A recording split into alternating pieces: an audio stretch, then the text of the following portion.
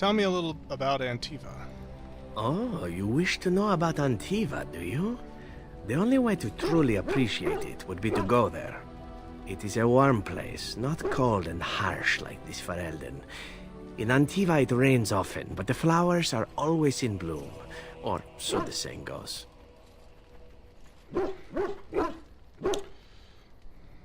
And it has assassins. Every land has its assassins. Some are simply more open about their business than others.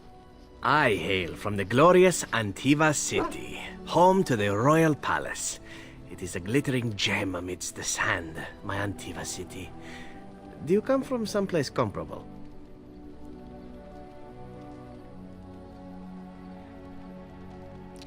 I'm not from any glittering gem, no. I'm from the Circle. No? That is too bad. If you were, then surely you would spend as much time boasting about it as I do. You know what is most odd? We speak of my homeland, and for all its wine and its dark-haired beauties and the lilo flutes of the minstrels, I miss the leather the most.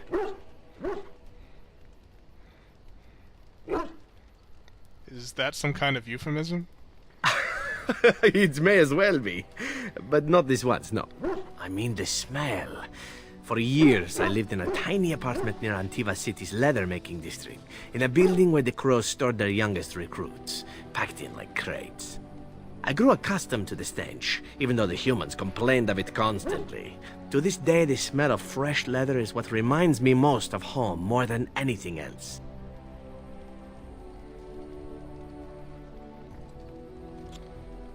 You sound like you've been away from home forever. Oh, not so long, I know. It is my first time away from Antiva, however, and the thought of never returning makes me think of it constantly. Before I left, I was tempted to spend what little coin I possessed on leather boots I spotted in a store window. Finest Antivan leather, perfect craftsmanship. But I was a fool to leave them.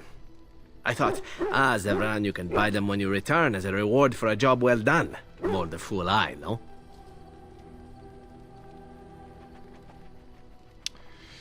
Your home is still there, Zevran.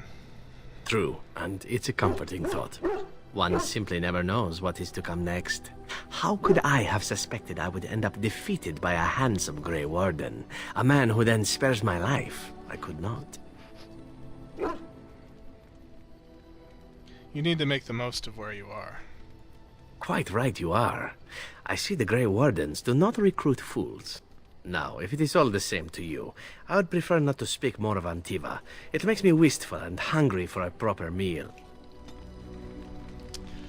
Oh, just a constant barrage of pickup lines, just sprinkled everywhere with Zevran. So what is your opinion of the Dalish elves? I know little enough of the Dalish other than the fact that my mother was one, or so I was told. She had fallen in love with an elven woodcutter and accompanied him back to the city, leaving her clan behind for good. And there, of course, the woodcutter died of some filthy disease and my mother was forced into prostitution to pay off his debts. Oldest tale in the book. Zevran, that's horrible. Is it? It seemed normal enough a tale growing up. No different than the other elven boys in the whorehouse. I didn't know my mother either, of course. She died giving birth to me. My first victim, as it were. We were all raised communally by the whores. It was a happy enough existence, ignoring the occasional beating. Until eventually I was sold to the crows. I brought a good price, so I hear. And yet you're oddly cheerful about it all. It could have been much worse. Shall I tell you about what happened to the other whorehouse boys who did not fetch a decent price with the crows? Surely your life has not been so idyllic. People like you and I are not the product of happy lives of contentment, after all.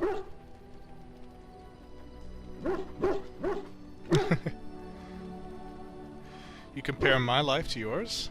I spent my life growing up in the Circle Tower. Are we so different, you and I? Buffeted by the winds of fate, brought to this point by both circumstance and excellence. You may have a point. Oh, you are too kind. My original point is that my mother's Dalish nature was always a point of fascination for me. Through all the years of my crow training, the one thing of my mother's that I possessed was a pair of gloves. They were of Dalish make, I knew that much, and beautiful. I had to keep them hidden, of course, as we were not allowed such things. Eventually, they were discovered, and I never saw them again. But you don't think of yourself as Dalish. Not at all.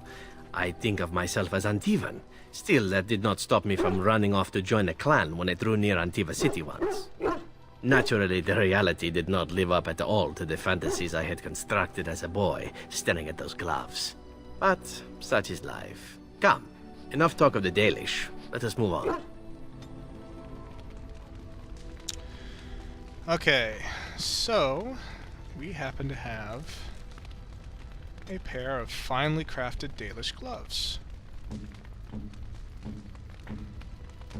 So once again, we can remind someone of their mother, just like we did with Leliana. Gloves? You're giving me gloves? What for? They're Dalish gloves, like your mother's. Maker's breath. You're right. It is like my mother's. The leather was less thick, and it had more embroidery, but these are very close, and quite handsome. Oh, you're welcome. Do I seem surprised? Perhaps I am. Still, I appreciate the fact that you even thought of me. No one has simply given me a gift before. Thank you. All right. 11 approval. Pretty darn good. Alright, let's see what else Zevran has to say. I've a question, if I may. Go ahead. Well, here's the thing. I swore an oath to serve you, yes? And I understand the quest you're on, and this is all very fine and well. My question pertains to what you intend to do with me once this business is over with, as a point of curiosity.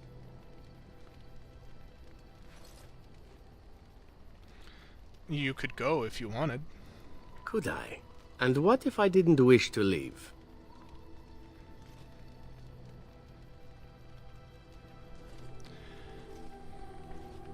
Well, I could always use a good friend and comrade. Oh, not more than friends? We'll have to see, won't we? Indeed we shall. It is good to know what my options might be, but that is for another time. For now, we have much to do, yes? Oh, like I said, always trying to hit on people. But that actually brings up an important point. And I think we're far enough along in the story now that it bears some consideration. And of course that is that all of the possible romantic options for our main character are now gathered. There is, starting in order that we met them, we could, over here, initiate a romance with Morrigan. Or we could initiate a romance with Leliana. Or, as you might have guessed by now, we could initiate a romance with Zevran. And the fourth option, there's the other romantic option is Alistair, but that's only if you're a female character, so we can't do that. But the other fourth option, of course, is to have no romance. You know, there are no significant game consequences as far as mechanics for not initiating a romance. It's purely a story decision. And, and even though we're the main character of a story, we're in no way obligated to get into a romance. I guess I should mention another option is that you could actually romance more than one character and get some love triangles going. But as some of my friends know, as a writer, I have a pet peeve for love triangles. They tend to drive me nuts when I'm reading about them, and I don't like to put them in my stories. So just as I hope you will forgive me a little bit of personal preference here and just say that I'm not going to romance more than one person. If I go after one person as the main character, I will let the others know it, basically. So, if you have an interest in the main character pursuing a romance with either Morrigan, Leliana, or Zevran, go ahead and make a vote in the comment section for this video, and after the story has progressed a little farther, I will check back, and whichever majority votes I will go with. Or if the votes say no romance, it's okay, then I won't do any. It's all good.